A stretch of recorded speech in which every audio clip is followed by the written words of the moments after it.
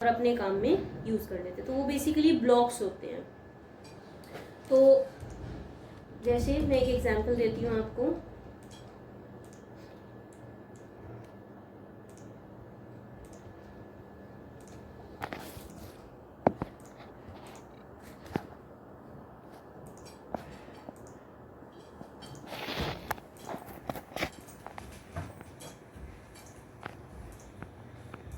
मेरे पास ये एक ऑब्जेक्ट्स का सेट है। अगर मैं इसको सेलेक्ट करती हूँ तो यहाँ क्या लिखा आ रहा है 10 फाउंड। दैट मीन्स कि ये 10 ऑब्जेक्ट्स का सेट है। अब मुझे इसको बार बार अपनी ड्राइंग में यूज़ करना है। तो एक तो ये तरीका है कि मैं कॉपी कमांड का यूज़ करके और इसकी कॉपी कर दूँ जहाँ जहाँ पे भी मुझे इसकी ज़रूरत है। लेकिन मैंने आपको बताया कि हर बार इसका जो स्केल है, जो साइज़ है, वो अलग है। कभी वो 1 पे है, कभी 0.5 पे है, कभी 2 पे है। तो या तो हम स्केल कमांड का यूज़ करके और उसको स्केल कर दें, कम करना है तो कम कर दें, बढ़ाना है तो बढ़ा दें। लेकिन स्केल करने पे तो ये ओवरऑल स्केल आउट हो रहा है, लेंथ और विड्थ दोनों में इंक्रीज डिक्रीज हो रहा है। बट अगर मुझे किसी भी ऑब्जेक्ट की सिर्फ लेंथ या सिर्फ विड्थ बढ़ानी घटानी है तो या तो मैं उसे स्ट्रेच करूँ, लेकिन स्ट्रेच में तो रिजल्ट ठीक नहीं आ रहा। तो ऐसे में हम ब्लॉक्स का यूज़ करते हैं। इसकी कुछ एडवांटेजेस होती हैं। सबसे पहली एडवांटेज ये होती है कि जब भी हम किसी ऑब्जेक्ट्स के सेट को एक ब्लॉक में बदलते हैं तो वो एक सिंगल एंटिटी बन जाती है, एक सिंगल ऑब्जेक्ट बन जाता है, जिससे हमारी ड्राइंग हल्की हो जाती है। सेकेंड इसका एडवांटेज ये है कि हम उस ब्लॉक को बार बार अपनी ड्राइंग में यूज़ कर सकते हैं या फिर उसे किसी दूसरी ड्राइंग में भी यूज़ कर सकते हैं। सेम ड्राइंग में भी यूज़ कर सकते हैं, किसी दूसरी ड्राइंग में भी यूज़ कर सकते हैं। और थर्ड इसका एडवांटेज ये है कि इसको हम डिस्प्रपोर्शनेटली स्केल आउट कर सकते हैं। डिस्प्रपोर्शनेटली मीन्स सिर्फ लेंथ या सिर्फ विड्थ में हम उसको बढ़ा या घटा सकते हैं। ठीक है, जो चीज़ हम इससे नहीं कर पा रहे थे। तो अब मेरे पास ये एक ऑब्जेक्ट्स का सेट है। सबसे पहले मैं इसको ब्लॉक में कन्वर्ट करना सीखूंगी। तो उसके लिए कमांड होता है मेक ब्लॉक और शॉर्टकट है बी। तो मैंने बी एंटर किया तो हमारे आगे ये ब्लॉक डेफिनेशन का बॉक्स खुलकर आ जाएगा। इसमें एक तो आपको एक नाम देना है। नाम देना ज़रूरी है क्योंकि जैसे हम आगे इसको यूज़ करेंगे तो हमें इसको सेव करना पड़ेगा और उसके लिए हमें एक नाम देना पड़ेगा। तो मैंने एक नाम दिया। अगली चीज़ इसमें आती है बेस पॉइंट। अब जैसे मैं इसको बार बार अपनी ड्राइंग में यूज़ करूँगी तो उसके लिए मुझे इसको कहीं से पिक करना पड़ेगा और पिक करने के लिए मुझे एक बेस पॉइंट की ज़रूरत है। हम कोशिश करते हैं कि हम base point on the object ही लें। तो इसका जो सेंटर है उसको मैंने एज अ बेस पिक कर लिया। नेक्स्ट ऑप्शन इसमें आ जाती है सिलेक्ट ऑब्जेक्ट्स की।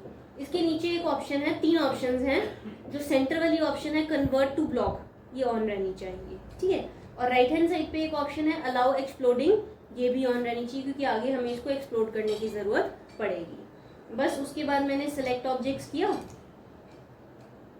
ऑब्जेक्ट को सिलेक्ट करके एंटर किया एंड ओके कर दिया। अब अगर मैं इसको सिलेक्ट करती हूँ, यहाँ क्या लिखा आ रहा है 1 फाउंड। दैट मीन्स ये जो पहले 10 ऑब्जेक्ट्स का सेट था अब ये एक सिंगल एंटिटी बन गई। तो उससे आप खुद सोच सकते हैं कि आपकी जो ड्राइंग है वो कितनी हल्की हो जाएगी। पहले 10 ऑब्जेक्ट्स थे, अब ये एक सिंगल एंटिटी बन गई। तो पहला एडवांटेज आ गया कि जब भी हम किसी ऑब्जेक्ट्स के सेट को एक ब्लॉक में बदलते हैं तो वो एक सिंगल एंटिटी बन जाती है, जिससे हमारी ड्राइंग हल्की हो जाती है। अब हमने इसका ब्लॉक तो बना लिया, हमें इस ब्लॉक को बार बार अपनी ड्राइंग में यूज़ करना है। तो उसके लिए अगला कमांड है इसके अंदर इंसर्ट ब्लॉक। इंसर्ट के लिए शॉर्टकट होता है आई। ये बॉक्स खुल जाता है।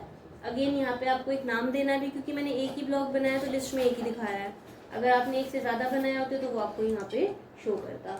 और अगर आपको लगता है कि जो ब्लॉक आपने इस ड्राइंग में इंसर्ट करना है वो इस लिस्ट में नहीं है तो आप ब्राउज पे क्लिक करके उसको किसी दूसरी जगह से भी ला सकते हो। ब्राउज पे क्लिक करो, जहाँ पे भी आपने सेव किया वहाँ पे क्लिक करके और ओपन कर दो, ओपन हो जाएगा। फिर अगली चीज़ इसमें आती है इंसर्शन पॉइंट। वहाँ तो इसने आपसे बेस पॉइंट पूछा था जहाँ से आप इसको पिक करना चाहते हो, यहाँ पे ये आपसे इंसर्शन पूछेगा जहाँ पे आप इसको रखना चाहते हो। इंसर्शन पॉइंट या तो आप स्पेसिफाई ऑन स्क्रीन, स्क्रीन पे जाके क्लिक करके बता सकते हो, या फिर अगर आप इसे ऑफ करेंगे तो आप XYZ की कोऑर्डिनेट वैल्यू भी दे सकते हैं। लेकिन उसमें गलती होने के चांसेस हो सकते हैं क्योंकि पहले तो आपको एग्जैक्ट लोकेशन पता होनी चाहिए कि आपने इसे कहाँ रखना है। तो हम जो है इसको स्पेसिफाई ऑन स्क्रीन ऑन कर देते हैं कि हम स्क्रीन पे जाके क्लिक करके बताएंगे।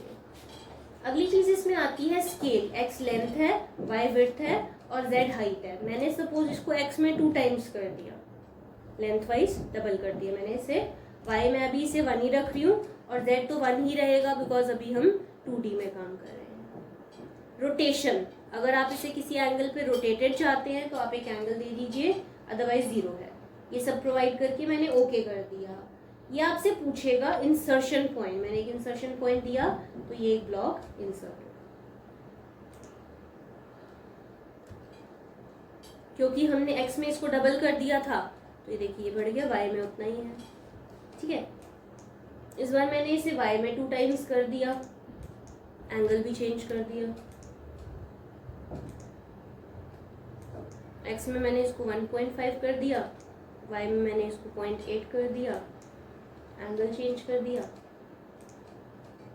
ठीक है, तो ऐसे आप चाहें तो कितने भी ब्लॉक्स इसके अंदर इंसर्ट कर सकते हैं by using the option insert block. एक कमांड इसके अंदर आ जाता है एम इंसर्ट। एम इंसर्ट होता है मल्टीपल इंसर्शन, किसी भी एक ब्लॉक को आप मल्टीपल टाइम्स एक बार में ही इंसर्ट कर सकते हैं।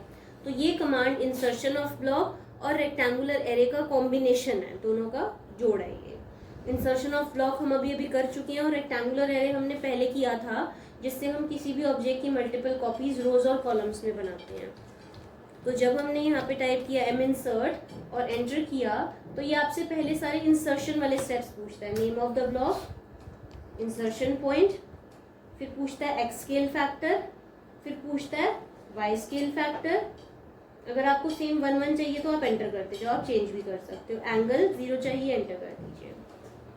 अब एरे वाले स्टेप्स आ जाएंगे, number of rose, number of columns, फिर इनके बीच का गैप। तो देखिए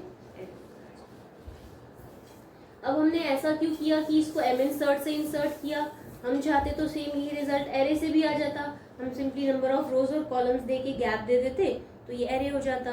फिर हमने इसको एम इंसर्ट से क्यों इंसर्ट किया, बिकॉज अगर मैं इसको एरे से इंसर्ट करती तो 4 ऐसे और 3 ऐसे, जो अलग, ये 12 ऑब्जेक्ट्स हैं, ये सारे अलग अलग सिलेक्ट होते हैं। बट अब अगर मैं इसको सिलेक्ट करती हूँ तो आप देख रहे हैं 12 के 12 ऑब्जेक्ट्स जो है वो सिंगल सेलेक्ट हो रहे हैं। 12 ये हैं और 10 ऑब्जेक्ट्स का सेट ये पहले था, that means 120 objects are now acting as a single entity. तो उससे आप खुद सोच सकते हैं कि आपकी जो ड्राइंग है वो कितनी हल्की हो जाएगी। पहले 120 ऑब्जेक्ट्स थे, अब ये एक सिंगल एंटिटी। तो ये एम इंसर्ट का एडवांटेज है। अब मैंने आपको एडवांटेजेस में बताया कि आप इस ब्लॉक को अपनी सेम ड्राइंग में यूज़ कर सकते हैं या फिर किसी दूसरी ड्राइंग में भी कर सकते हैं। आप सेम में तो कर लिया, किसी दूसरी में करना है तो पहले आप अपनी ड्राइंग को सेव कर लीजिए, जहाँ पे भी आपने इसको सेव करना है।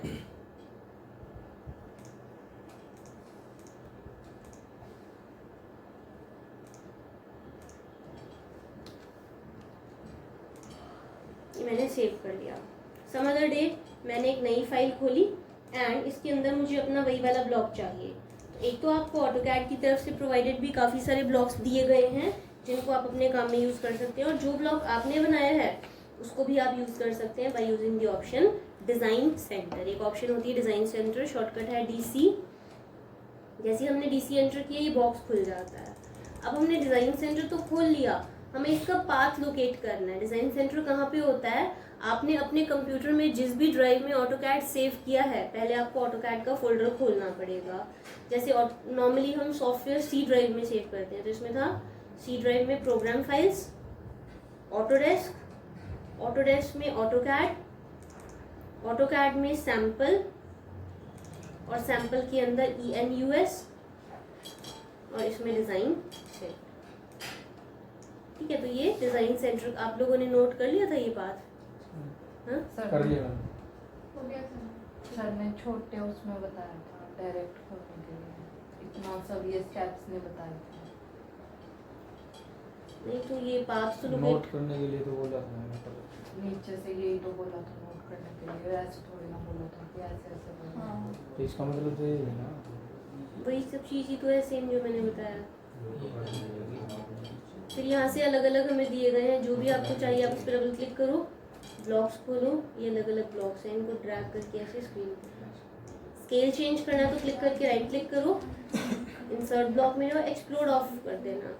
अच्छा एक रीडिफाइनिंग भी रह गया, तो इसमें स्केल वगैरह चेंज करना तो वो कर सकते। यूनिफॉर्म स्केल से ओवरऑल स्केल आउट होता है, स्केल चेंज होता है। और जो ब्लॉक हमने बनाया था, लाइक हमने उसको डेस्कटॉप पे सेव किया था D1 के नाम से, तो मैंने D1 खोला ब्लॉक्स,